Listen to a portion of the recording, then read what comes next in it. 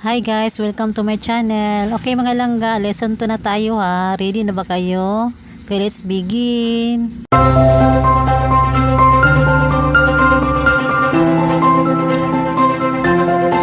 Okay, lesson 2 naman tayo mga langga.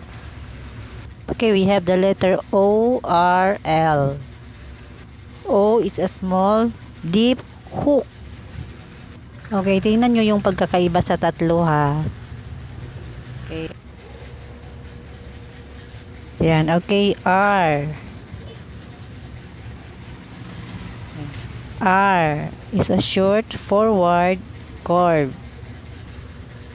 Yan, L is a longer forward curve.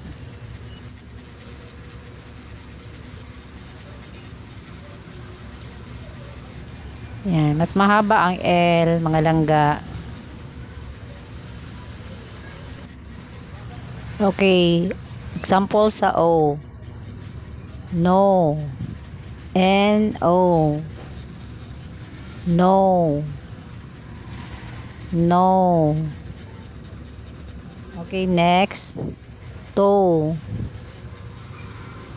To. T-O. Yan. Okay, do. D and O. Do. Okay, next. So. And so. S and O. Yan. S and O.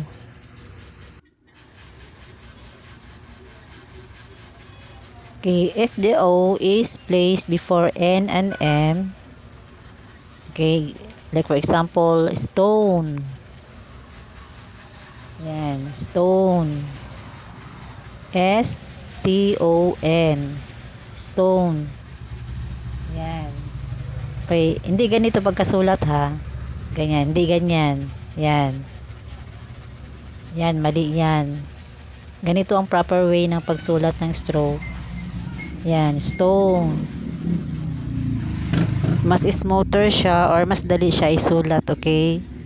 Okay, another example is dome. Yan, D-O-M. Dome. Ay, mali, sorry. Okay, another one. Okay, dome. Dome. Yan, D-O-M. Dome. Yan. Okay, hindi ganito ang pagkasulat ha. Yan, ganyan. Mali yan. Yan, mali. Ganito ang proper way na pagsulat ng stroke, okay? Huwag nyong sundin yun kasi malilito lang kayo, okay?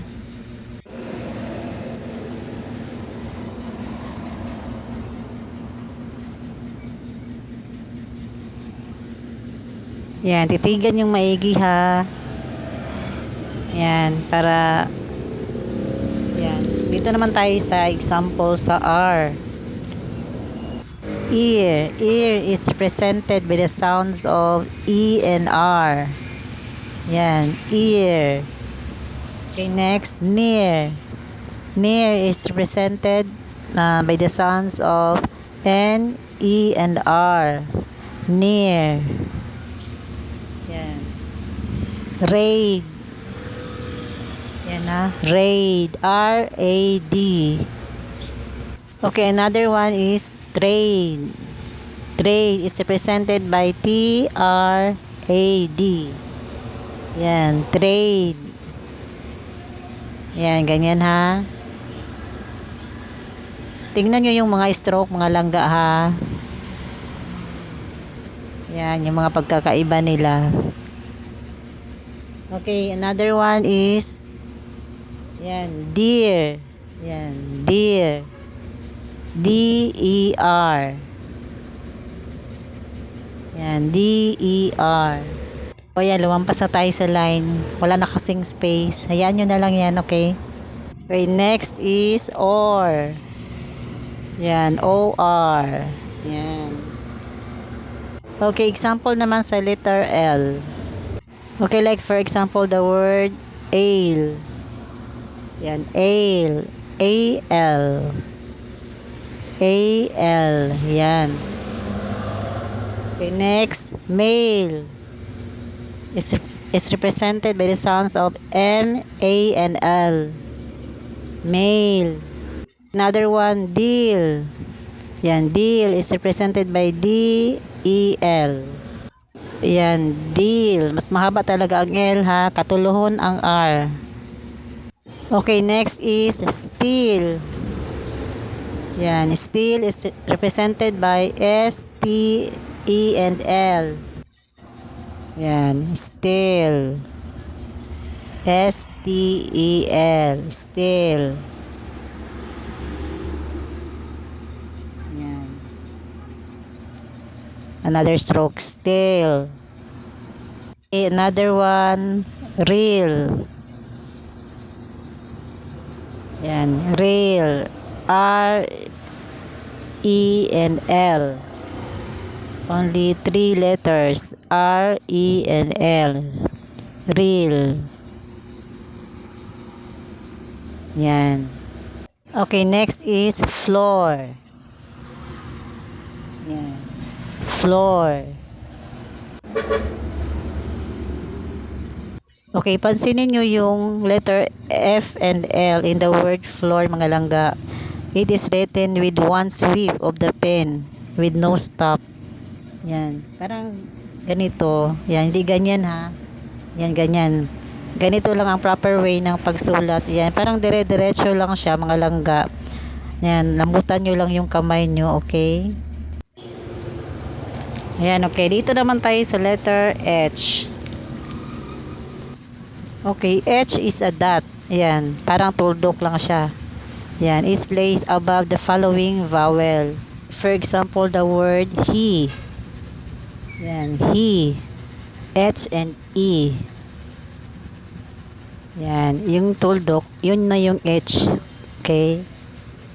Okay, tandaan yung mga langga ha, kung saan nakalagay yung dot. It is placed above the following vowel. Okay? Another example. Whole. Yan, whole is represented by the sounds of H, O, and L. Okay, nasa nakalagay yung dot? Nasa ibabaw ng O. Yan, whole. Yan, okay. Dito naman tayo sa ing.